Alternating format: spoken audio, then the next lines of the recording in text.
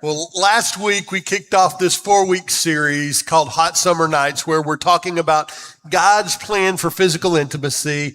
And we said we're going to talk more about the do's of sex for the next 4 weeks than the don'ts. Obviously, God had planned this gift of sex to be in the context of a marriage between a man and a woman for a lifetime. But in that context, we're going to talk more about the beauty of his design.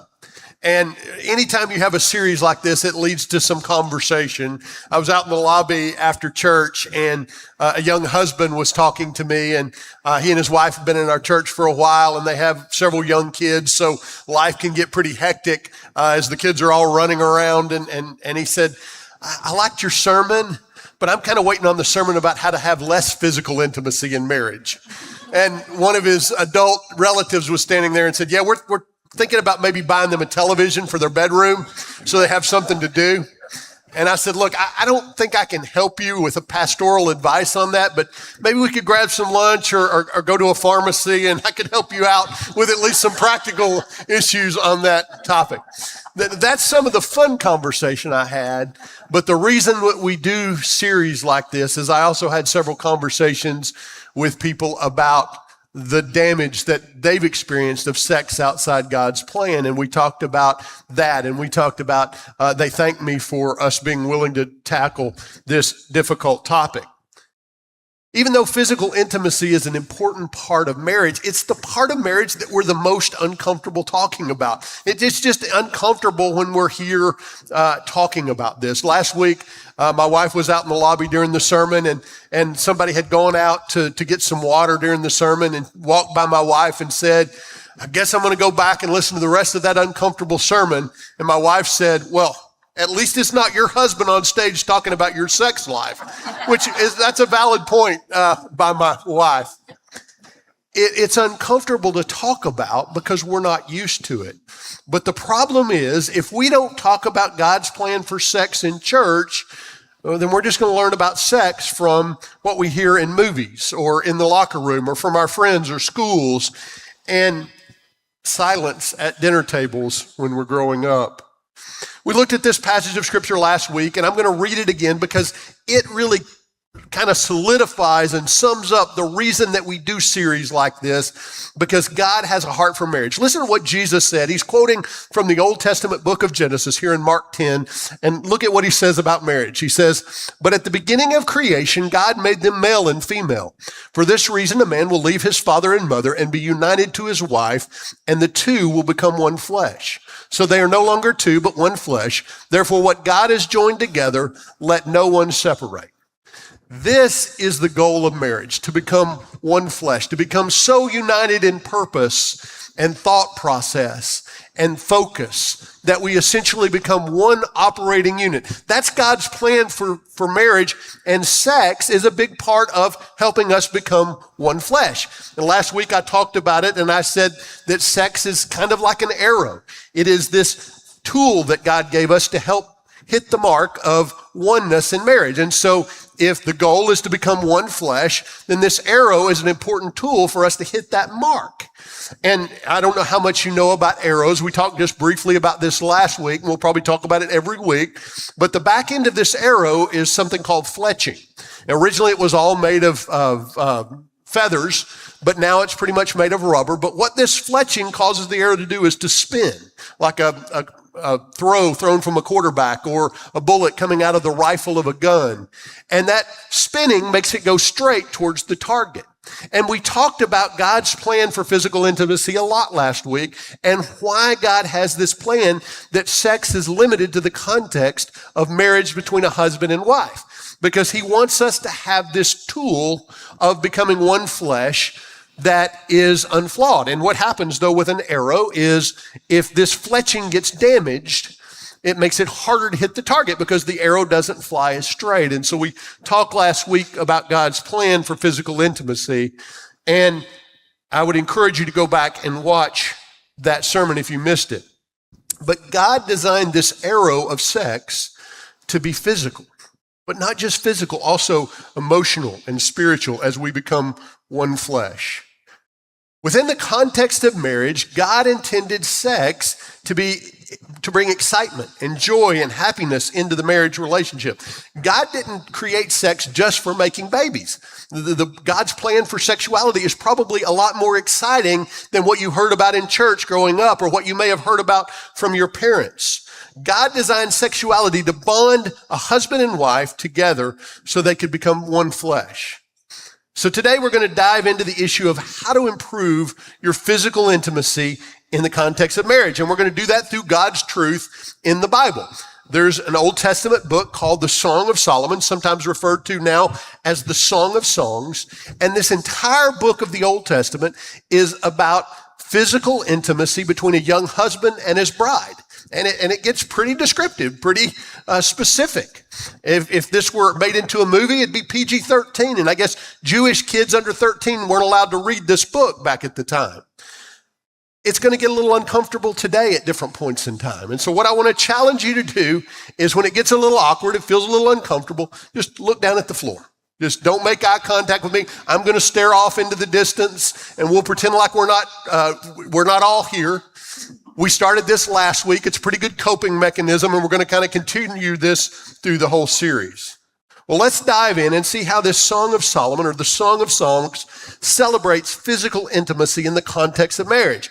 This is a young husband talking here, and he is talking about their intimacy. Look at Song of Songs 5:1. He's talking about sex, if in case you're naive here. I have come into my garden, my sister, my bride. I have gathered my myrrh with my spice. I have eaten my honeycomb and my honey. I have drunk my wine and my milk. Eat, friends, and drink. Drink your fill of love. And so we see this beautiful imagery of sexuality in the context of a marriage. Look at the words that he uses. Throughout Song of Songs, you're going to see this illustration or this picture of a garden. And so you'll see that throughout today as we talk about this. But he uses words like garden and honeycomb and wine. This is not clinical description of sex, nor is it a dirty description of sex. It's beautiful. It's describing delight. It makes it feel like a party or a feast. And sexual intimacy in marriage is meant to be savored, the way you'd savor a good meal with someone you love. And dude here says they've eaten and drank of love. And then dude says next, let's drink and eat some more. And this is God's view of sex in the context he created of marriage. This is God giving applause to physical intimacy. This isn't just reluctant acceptance of tolerating what we do. And if that's how God responds to sex, why did we grow up feeling so uncomfortable when that topic is talked about in church or in a family as you're preparing for what that looks like? We're going to spend the rest of this sermon looking at different parts of the Song of Songs or Song of Solomon and talking about some practical truth to improve physical intimacy in our marriages. And here's the first thing that we want to look at. Compliments before close. Listen to what this husband says to woo his wife in chapter 4, verses 1-4. Before anything physical happens, he's going to talk about the beauty of his wife, and he is going to compliment her. And I want you to also notice that he doesn't start with the parts of her body that we're so fascinated with as a culture today.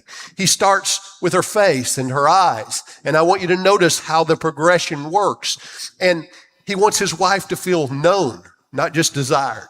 And I think there's a difference that we need to understand for women feeling desired and feeling desired for only their body.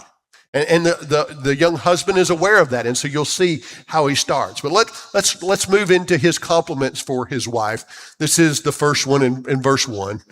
He says, "How beautiful you are, my darling. Oh, how beautiful." He starts off pretty solid here. It's a good compliment as his wife walks into the room. And guys, I think that brings up an interesting point for us. When's the last time that you looked at your wife outside the bedroom and just said, How beautiful you are? That shouldn't just happen when we're looking for physical intimacy. It's an important part of compliments, and the part of that compliments come before close. All right, he's going to continue on. He's going to talk about her eyes next. Let's look at that. He says, your eyes behind your veil are doves. So again, he's starting up high. He's talking about the beauty of her eyes, and he's comparing those to doves. Now, look at the next part. Your hair is like a flock of goats descending from the hills of Gilead. It gets a little off track here, I can admit. I mean, your hair is like a goat's. Maybe he was uncomfortable. I mean, it's a big moment. He's trying to get it all right. Maybe he got tongue-tied. Who knows? It's the thought that counts. But guys, I wouldn't necessarily recommend this for the bedroom today. I don't think that's the way I would describe your wife. All right, but maybe he'll get it fixed. He's going to get it all together here in verse 2. Let's look. He says, your teeth are like a flock of sheep just shorn, coming up from the washing. Each has its twin, not one of them is alone. He says your teeth are white, which, all right, but then he says they're all there. I mean, that's basically what he's saying.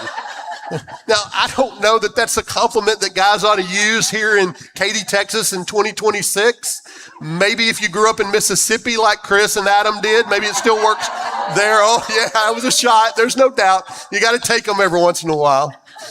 I mean, it's basically he's saying, your teeth are beautiful because most of them are still there. I don't know that that's what we ought to do, but you can see what he's doing here. Let's move on before this sermon gets me into trouble. Your lips are like a scarlet ribbon. Your mouth is lovely. Your temples behind your veil are like the halves of a pomegranate. Your neck is like the Tower of David, built with courses of stone. On it hang 1,000 shields, all of them shields of warriors. So we see these compliments, and yes, there is some context that gets lost in the 3,000 years between when this was written and this church service today, but we understand what this husband is doing. He is complimenting his wife. And then if you read on, and we're not going to, he's going to slowly undress his wife, and then he's going to compliment the more erotic parts of her body. But you notice where he starts. But then we'll also see in chapter 5 that these compliments are reciprocated. It's not just the husband complimenting the wife, it's also the wife complimenting the physical appearance of her husband. And so the question is, so what should we take from this that it's in the Bible? Men, compliments for your wife isn't just for your anniversary card once a year. It should be a regular thing that you do, and it should happen in times when you're not looking for physical intimacy. Ladies, in chapter 5, the bride reciprocates and she talks about her husband and compliments his appearance. So this isn't just a one-way street. This isn't just the husband complimenting and the wife being complimented. It goes both ways. There's this intentional admiration. There's mutual verbal affirmation. Both spouses learning to speak this beautiful language of delight to each other. So here's a practical challenge for husbands and wives this week. Try complimenting something about your spouse that you've never said out loud to them before. And be specific. Like notice don't say, hey baby, you look good. That's not going to be memorable. Be very specific. Generic compliments get forgotten. Specific compliments get remembered, sometimes for years. I've written a few poems to my wife over the years, and let's be honest, they're not good poems, but they do rhyme mostly, so I guess they're all right. But it was a big deal to my wife because I took the time and the effort to describe my love for her in poetry. And so she's taken and she's had those poems framed, and they're hanging up in our house. And so I'd encourage you, if you come over to our house, don't read them. They're not good. But it's a big deal to my wife because I took the time to compliment her in poetry. And here's another thing that we can learn about improving physical intimacy in marriage. Jointly carry the bow. This is the next thing. If this arrow of sexual intimacy is this important tool that we have in the context of marriage to cause us to become one flesh, then both spouses should initiate the intimacy. Look at Solomon 7:10-13. This is the wife talking here, and she says, I belong to my beloved, and his desire is for me. Come, my beloved, let us go to the countryside. Let us spend the night in the villages. Let us go early to the vineyards to see if the vines have budded, if their blossoms have opened, and if the pomegranates are in bloom. There I will give you my love. The mandrakes send out their fragrance, and at their door is every delicacy, both new and old, that I've stored up for you, my beloved. Again, we see this picture of a garden, of this beautiful imagery of flowers and fruit that describe this physical relationship. And you've got the wife here saying, hey, let's get away for the weekend, and she's making it very clear what that weekend is all about. And so what we see here is, ladies, This is for you. You may have been the one that was pursued when you were dating. That it was your husband that at the time that, brought flowers, that made the phone calls, that came over and had to talk to your dad, was really uncomfortable trying to get your attention. And you may not have been the pursuer when you're dating, but that needs to change when you're married because your husband wants to be wanted. He wants to know you still choose him. He wants to know that you desire him. So what does that look like? Maybe that looks like texting him a flirty message, or maybe even a little racy message during the day when he's at work and catching him completely off guard. Here's what you got to be careful about when you do that. Text it to the right person. Because when you send a text that was intended for your spouse and your buddy winds up with it, it is not pretty. I know, I've seen me do it. You've also got to be careful about letting your kids look at your text messages when it's still prominent in the text. Been there, done that as well over the years. So you've got to be careful. But it's important. It's reminding him that you choose him. Maybe it can be something as simple as noticing him across the room at a family gathering or at some social event and giving him a look that tells him later. Men and women are different when it comes to sex. I'm fixing to say something that's going to shock you. Generally, men are more interested in the frequency and quality of sex than women are. I know it's a shocker, but here's the reality. It is. And ladies, I want to encourage you to respond sexually to your husband, even on some occasions where you may not feel like it, where you're not in the mood. Look at that as time for closeness with him, for physical intimacy, even if you're not in the mood.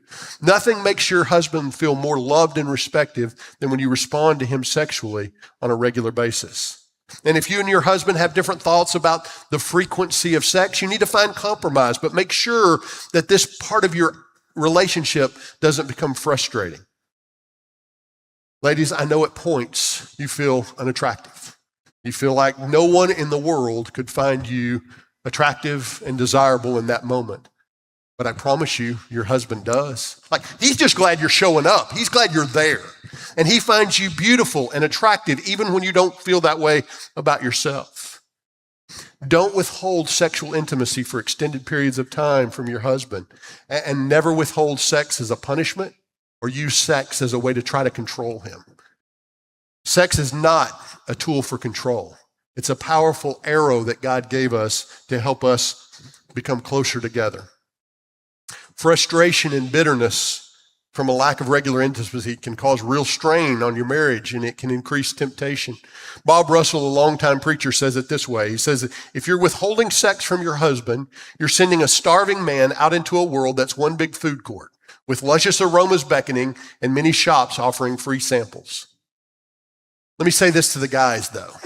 A lack of sexual intimacy in your marriage is never an excuse for an affair. That is sin, and it's wrong. And if you're having an affair, you need to stop it, and you need to seek repentance right now. And it's also important to understand that the roles can sometimes be flipped, where it's the wife that is more interested in physical intimacy than the husband. Now, that's not the most common situation, but it's not uncommon. And in those situations, it's important for the husband to hear everything I just said, and to make sure that that arrow is flying on a regular basis, because your wife needs that physical and emotional connection.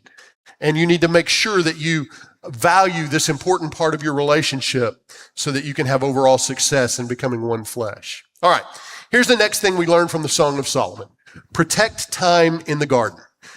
If it's important, then we have to set aside time for it to make sure that it happens. Look at Song of Songs 2, 16 through 17. This is the wife talking again, and she says, my beloved is mine, and I am his. He browses among the lilies until the day breaks and the shadows flee. Turn, my beloved, and be like a gazelle or like a young stag on the rugged hills. So you've got the wife talking here, and again, we see this imagery of a garden. And it's clear that she's saying for some good portion of the night that they were being physically intimate with one another. But then dawn comes, and she recognizes that he's got to go to work. But she says, be like a gazelle. Man, let the day go fast and get back home to me quickly. Notice what's happening in this picture.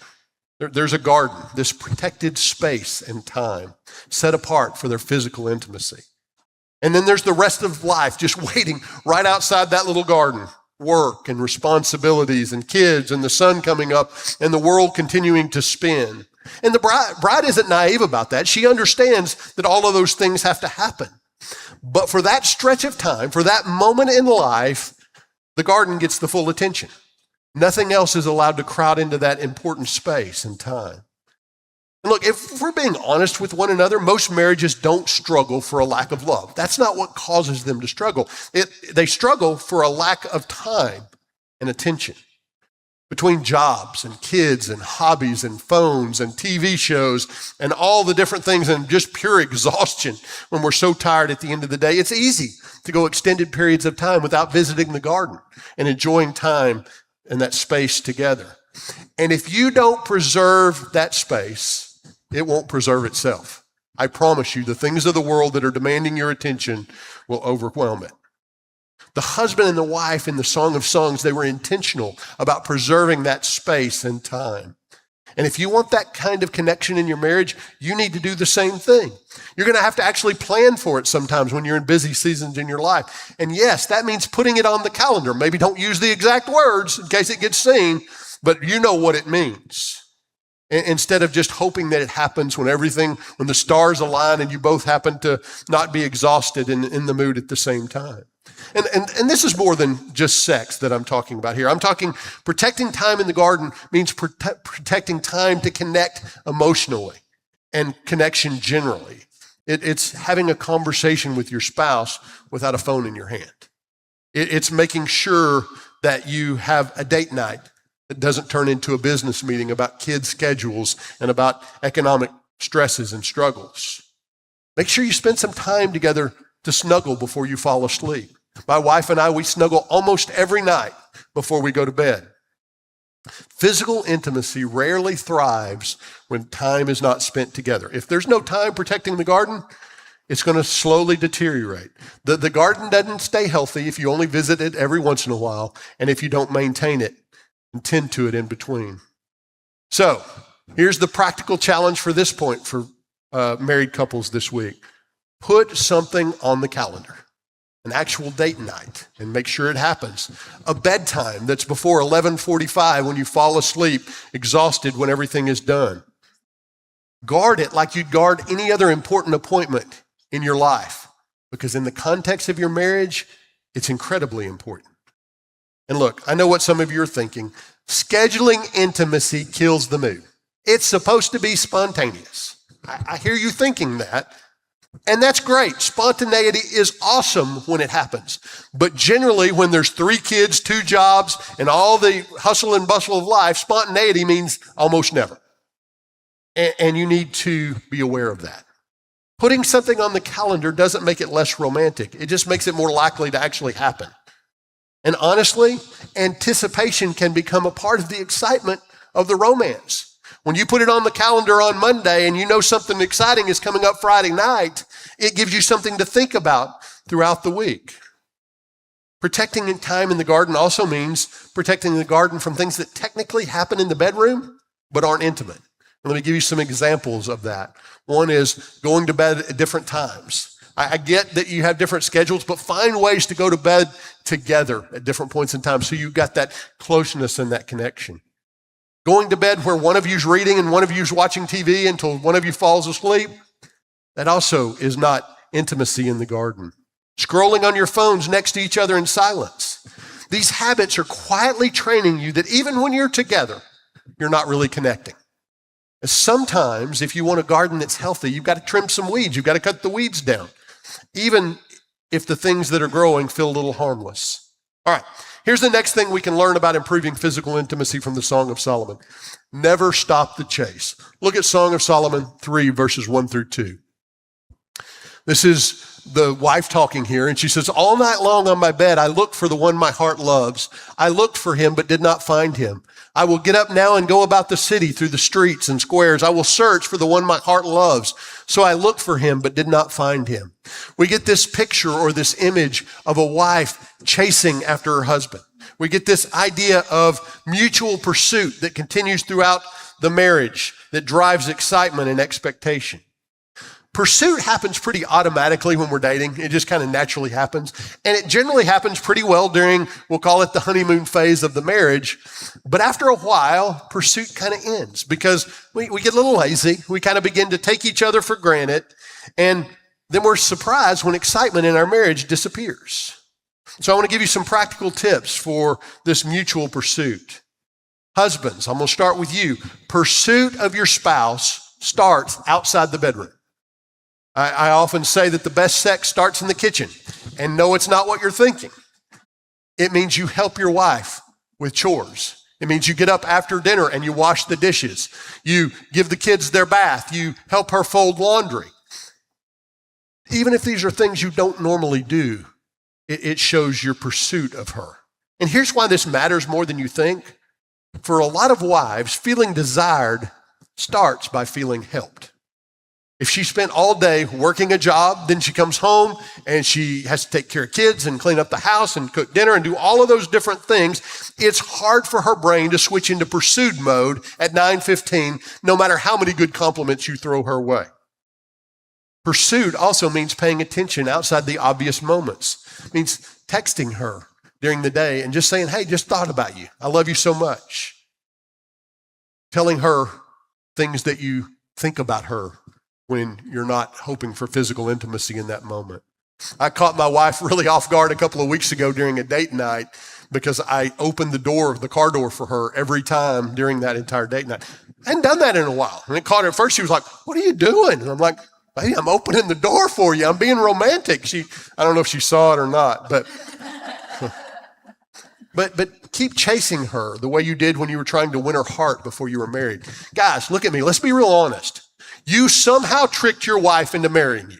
So you did something right at some point in time. Remember what you did back then and keep doing that now. And that will show her your pursuit. And ladies, this isn't a one-way street. In this passage in chapter 3, it is the wife. It's the woman who is out searching the streets for her beloved. She's the one that doesn't quit searching for chasing, pursuit until she finds her husband. This is two people pursuing one another. Wives, for you, pursuit might look different. Maybe that's just putting a note in his truck at night. So when he gets up and he's leaving for work in the morning, he sees that you thought about him and you care about him and you're wishing him a good day. Maybe it means that when you ask him about how his day went, you actually kind of listen and sound interested when he responds instead of just changing the topic to the kid's schedule and things that need to be accomplished. Maybe it means getting all dressed up for date night and then letting him know he's the only reason you did that. All right, let's talk for just a minute about what kills this chase, what destroys the chase, because I think that's what happens to us most often in marriage.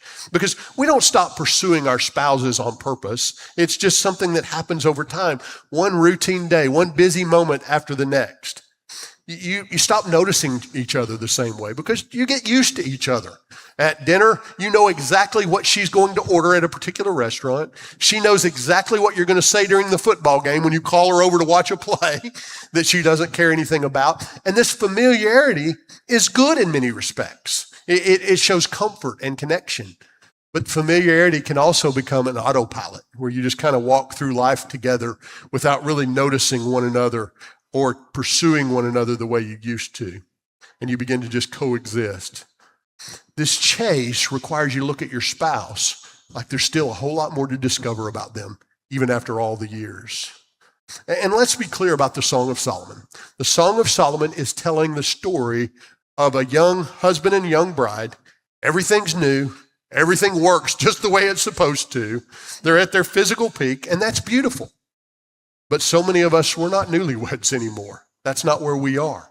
Some of you have had children, and your body doesn't feel the same as it did before. It doesn't look the same as it did before.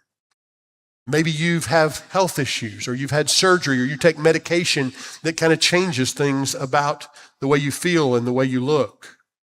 Some of you are just older. I'm just older. My body just doesn't work the same way that it used to. And some of you are going through something even more difficult. You're carrying something heavy, some incredibly difficult thing from past trauma or a body image wound that you picked up before the marriage, but it continues to affect physical intimacy. And here's what I want you to hear. None of that disqualifies you from the potential to have exciting sexual intimacy with your spouse in marriage. And none of it should be met with disappointment from your spouse. Young love, they get their story told in movies. That's just the reality. Old love, we need to have our story told with some grace as we go along through the process. If the young husband and this bride get their story told in poetry because everything works the way it's supposed to, what does grace look like for us as we age in seasons where it's not that simple?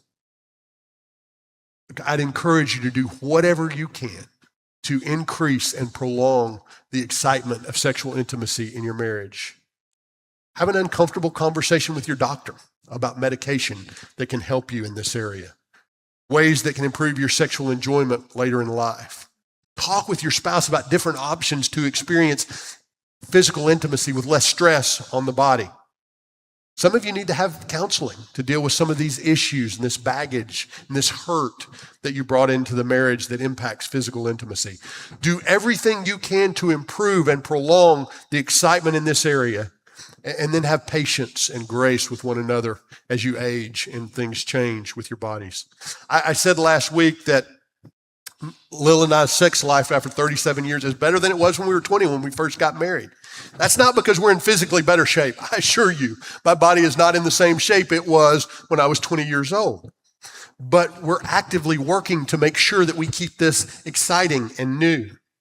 Lil and I talk about what works, what doesn't work as our bodies age and change. We experiment and try different things to make sure that passion works for our aging bodies.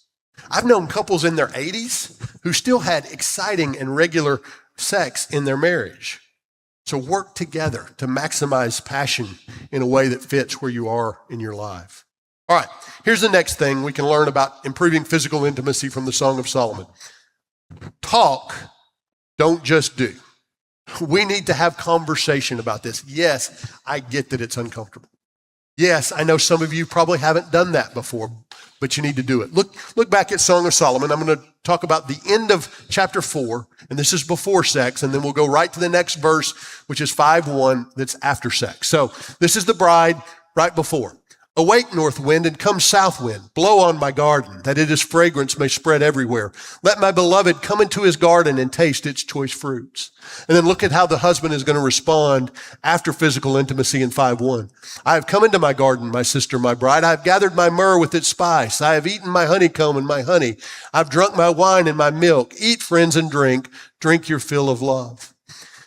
We get to see the beauty of language surrounding this physical act. We see the wife inviting her husband into intimacy with her through words. And then the husband, when it's done, he doesn't just get up and leave. He doesn't roll over and go to sleep. He puts language around what they just experienced together. There's an entire verbal exchange wrapped around the physical one they had. I'm always a little surprised when I'm counseling couples that are struggling in marriage and they'll tell me they're struggling with physical intimacy. And I'll say, have you talked about it? And they're like, no, we're too uncomfortable talking about sex. And I'm like, guys, you do it. That's way more intimate than talking about it. Talk about it. We have to push past this because we have to communicate about it. We have to have conversation to improve physical intimacy. And here's what I mean. Most couples never actually talk about their sexual intimacy. They either do or they don't do, but they never really communicate about what's happening. Think about how odd that is. Like if you're trying to find out what your spouse's favorite food is, now you can do that, I guess, by taking them to a different restaurant every week and watching their face as they eat and over the years trying to figure it all out. Or you can just ask them, what do you like to eat most? The same thing is true in physical intimacy. You need to talk about it. And look, don't just talk about the logistics. I like this, I don't like that. That's not what I'm saying. You do need to talk about that. But you also need to talk during and after intimacy in a way that isn't just functional, that's exciting and bonding. The husband and wife weren't, in Song of Solomon, they weren't silent with each other in the moment. They were speaking love and delight to one another as they experienced this physical intimacy. A lot of couples go quiet exactly when words matter most. Don't let the doing replace the talking. Let them work together in this beautiful harmony.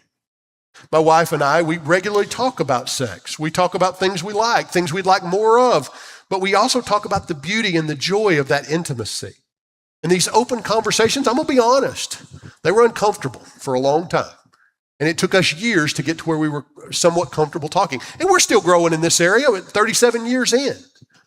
But what that does is it communicates and it makes this go from a physical act to an emotional and a spiritual act, and the connection deepens. It helps me to understand ways I can emotionally connect with my wife more, both in the bedroom and outside the bedroom. It helps me understand what makes her desire physical intimacy, and she's learning more about me in those moments. It leads to a deeper emotional and spiritual connection. It helps us hit the target of becoming one flesh. So here's my challenge for you in this area as married couples. This week, have an honest conversation with your spouse about sex. I'm not talking about a complaint session, but genuine discussion. Talk about what you enjoy most in sex. Talk about what you'd like to see more. Talk about what your spouse does that makes you desire them the most. Talk about what you need but have never expressed out loud. And start it outside the bedroom. Don't put it in the pressure situation of the bedroom. Start at dinner or in the car or when you're out for a walk or over coffee. And you might just find that talking about sex leads to sex. All right, look at our last point for improving physical intimacy in marriage. Laughter is allowed. Look at what the bride says in Song of Solomon 2. She's looking here in verses 3-6. She's talking about her husband. Like an apple tree among the trees of the forest is my beloved among the young men. I delight to sit in his shade, and his fruit is sweet to my taste. Let him lead me to the banquet hall, and let his banner over me be love. And I love this part. Strengthen me with raisins, refresh me with apples, for I am faint with love. His left arm is under my head, and his right arm embraces me. I love it. She's being a little dramatic here. She is saying, oh, refreshing me with fruit, because my love is so great. She's not filing a medical complaint here. She's being silly. She's being a little over the top because she is so comfortable with her spouse that she knows she can relax and be herself. Somewhere along the way, we picked up this idea that sex has to be this serious, intense, perfectly choreographed event that looks like something out of a movie. Nobody laughs. Nobody fumbles, and everybody already knows exactly what to do. And if that's your picture of what it's going to look like, you're going to be disappointed on a relatively regular basis because real life is clumsy sometimes. Elbows get in the wrong place. Sometimes you get a cramp in just the wrong moment. Sometimes the dog chooses that particular moment to come say hello to everyone. If you can't laugh in those moments, you're going to be disappointed. If something's funny in the moment, let it be funny. Enjoy that together. Laughing together in the bedroom usually doesn't ruin intimacy. It actually deepens intimacy because you can be yourself. What you're saying is, I can just be me and you can just be you. And neither one of us are pretending in this moment. We don't have to perform. All right, look back at Mark 10, 7-8. It says, for this reason, a man will leave his father and mother and be united to his wife, and the two will become one flesh. That's the goal. That's the purpose. That is the arrow of physical intimacy. It is to help us truly become one flesh, to become united as one. I grew up in rural northeast Texas and lived in the woods. And one of my favorite places to play was down by the creek in the woods behind our house. And down there we'd build forts. We'd play in the water. We'd have rock fights, which isn't nearly as smart as it sounds. But in the place we loved to play, there were these two trees that had grown together over time to become a single tree. And at one point in time, they started out as two individual trees, disconnected and individual. But over time, they grew closer and closer together until eventually they just became one single tree in the forest. And really, that's the picture of how marriage should work. The husband and wife over time become one flesh. This doesn't just happen automatically when you say, I do. It happens one honest compliment at a time, one protected moment on the calendar, one small pursuit after another. It's doing the things that we talked about today, day in and day out, over time for years. And if we can achieve this goal of unity, of becoming one flesh, then our marriages become this big, beautiful ocean that we talked about last week. That's how marriage is supposed to work. Let's be honest. If you never achieve this kind of unity and love in your marriage, living together for the rest of your life may feel like an eternity. But if you can achieve this beautiful picture of unity, one lifetime won't be nearly long enough. Let's pray. Heavenly Father God, I just thank you that you gave us this gift. I thank you that you loved us so much that you gave us your son, and that's the most important thing you gave us is his death on the cross. But you loved your children so much that you gave them the gifts of good food, the gifts of sex and marriage, this beautiful plan of companionship. And we think about just all of the things that you gave us, your love for us. And we think about the beautiful picture of your love for us being mirrored in the love of a husband and a wife in the context of a marriage. Thank you for loving us so much that you gave us this gift. We ask this in your son's name. Amen.